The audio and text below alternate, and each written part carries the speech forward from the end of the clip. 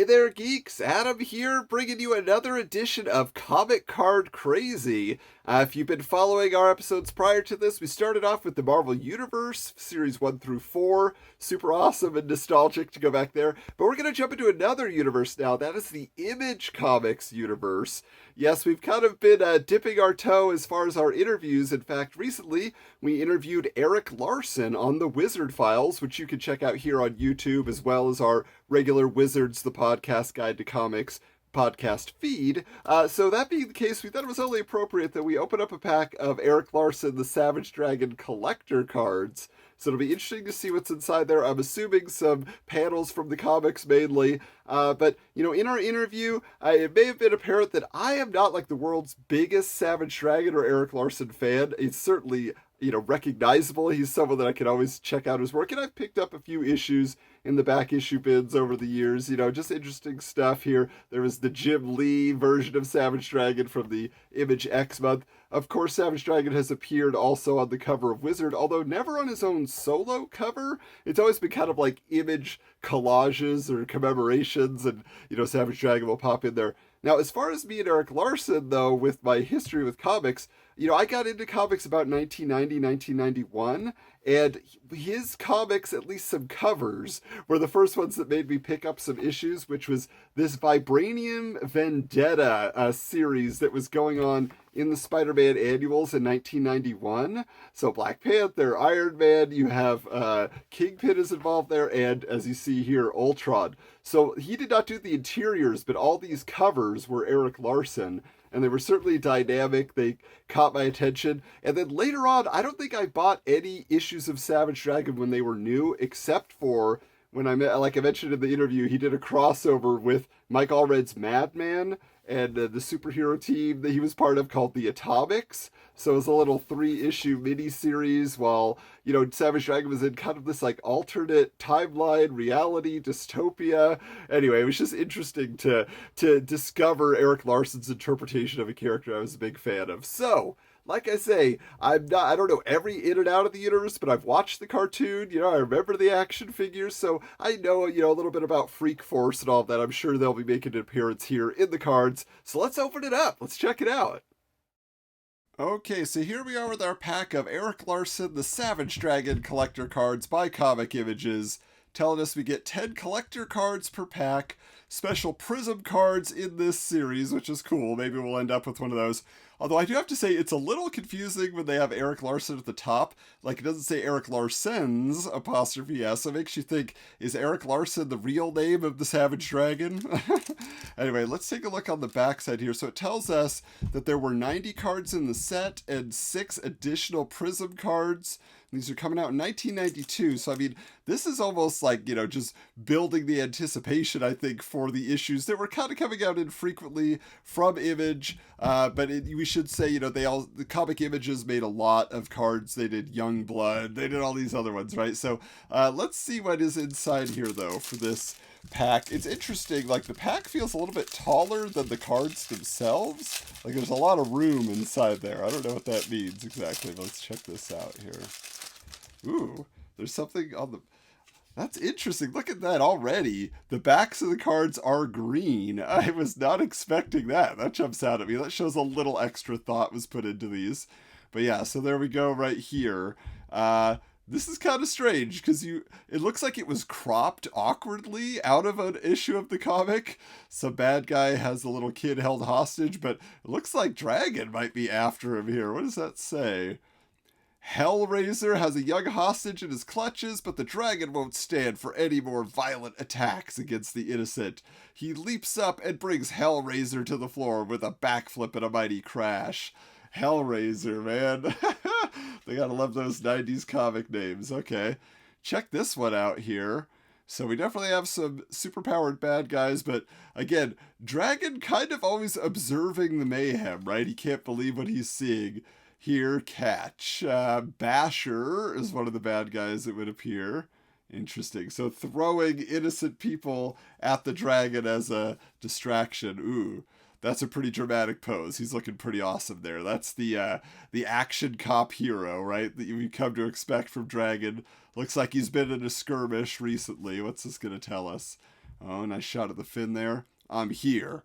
I want to keep the story. Oh, so we get actual quotes from Erik Larsen. I want to keep the story spontaneous so that there are more surprises for both myself and the reader. I want to get away from formula writing. I don't want to be creating scenes for the character just to push the plot elements. Erik Larsen sounds like he was, maybe rebelling a little bit against all the writers he had to work with at Marvel. Let's check this out here. Okay, is this Hellraiser or a different spiky bad guy?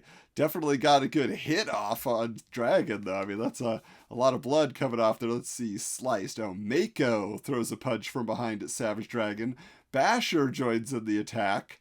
No. Oh, what's this note here? Hellraiser, the third villain at the shopping mall, has large curving knives on his forearms, and he doesn't hesitate to use them in battle. Okay, so that was Hellraiser again. Lots of Hellraiser in these cards. I wonder how many issues this covers. Is it like the first 3 or 4? Okay, so we got somebody who's been unmasked. He's definitely got a creepy face on his chest. Who's our villain here? So threats, the supervillains are livid over their defeat and capture at the hands of the Savage Dragon and vow revenge. But they're not saying which bad guys they are. Okay, note, Erik has been drawing comics since he was in the 5th grade. Yeah, we definitely got a lot of history in our interview there. All right, so no dragon at all on this, but it looks like this is one where you actually have to match up the cards to get a full look at Freak Force maybe here? Let's see. Well crafted. Erik says that with Image, we're going to be drawing characters we know how to draw, and we can draw whatever we want, and I'm going to be gearing my guy to what strengths and what I do well. My main concern is to make Savage Dragon a great comic. If people like my work, if they like what I do, then I'd expect them to read Savage Dragon. Okay, well, that makes sense, I guess, that they would follow you along there. Oh man, a double. Got another Hellraiser with the hostage. Let's see what else we got here. Ooh. Haven't seen this one before yet. What angle do you even go at with this? That's crazy. I think it's supposed to be this way because it looks like Dragon is on the ground throwing this guy. I vaguely remember this character. What's his name? Let's see. Cutthroat. Yeah, he headbutts Cutthroat and finishes him off with some heavy punches. But is he finished? Note. Writing the Savage Dragon stories, Erik Larsen wants to keep them spontaneous, having the story unfold like someone's life. He will stay away from structured plots. Okay, so basically what we already read. I don't want to be creating scenes for the characters to push the plot. Wow, so using the same quotes, but just kind of rearranged. Erik maybe didn't give them too many quotes to work with. All right, now who is this here? Who's this character? Let's check it out. Mildred Darling. Oh, it's Frank's wife. Okay, so maybe not a superhero that we're noticing as often in the comics. Note, he would be the perfect character to do racism stories with. I'm not going to do textbook heavy teaching though. I imagine there will be stories with some kind of depth where I'll really want to get a message across, but I'm not going out of my way to preach. Interesting. Okay. And finally here, sadly, no Prism card, but there is that, the epic almost birth of the dragon, the idea of he's coming out of the ashes, but we don't know why he's in a burning, pit.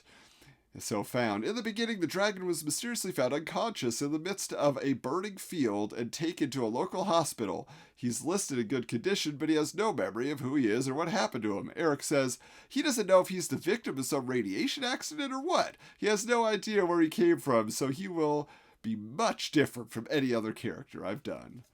All right, well, this is an interesting pack. Let's close this thing out. Okay, so no Prism card, unfortunately. We don't get to have something shiny and awesome. But there were some pretty cool, interesting panels. Let's just be honest. There wasn't any original art in there, but interesting panels they pulled from the comics. I do really like the green background. I just think that is a fine touch in design. Simple, but gets the point across. But my favorite card has to be this one here. It's just so dynamic with the flames, the little naked dragon there in the middle. So that was great. While I was doing that, I was thinking of one more Savage Dragon comic that I've picked up, which is this one. It's very interesting. This is a situation where Erik ran a contest in the comic where you could submit your character, and then it would actually be included in a comic story. He would draw it, but you would retain the rights, in the spirit of Image and creator rights, creator-owned properties. And so this character is Jimbo the Mighty Lobster. It's kind of like what if Popeye was a mutant lobster, I guess you would say. But I always, when I think of it, I want to call him Lobster Johnson. But isn't that like a Hellboy, Mike Mignola character? I don't know. Anyway, Erik Larsen has done a lot of fun things over the years with his comics, really outrageous stuff, but also just, for the fans, making something extra fun. So that was great to have that pack to open. Of course, stay tuned because we have more packs of Image-related trading cards to open. Be very curious to see what we find in there. And of course, again, just another plug. Check out the Erik Larsen interview. We're hoping over this next year to grab more and more of the Image founders for our interviews. Who knows? Will it culminate in Jim Lee and Todd McFarlane, the almighty Rob Liefeld? Who knows? Who knows? But either way, stay subscribed here so you don't miss another edition of Comic Card Crazy, plus our haul videos and the other fun things we're putting here on YouTube for you. And of course, also get connected with us on social media at Wizards Comics, wherever you want to find us. On Instagram, it's at Wizards_comics. But hey, until next time, we'll check you later.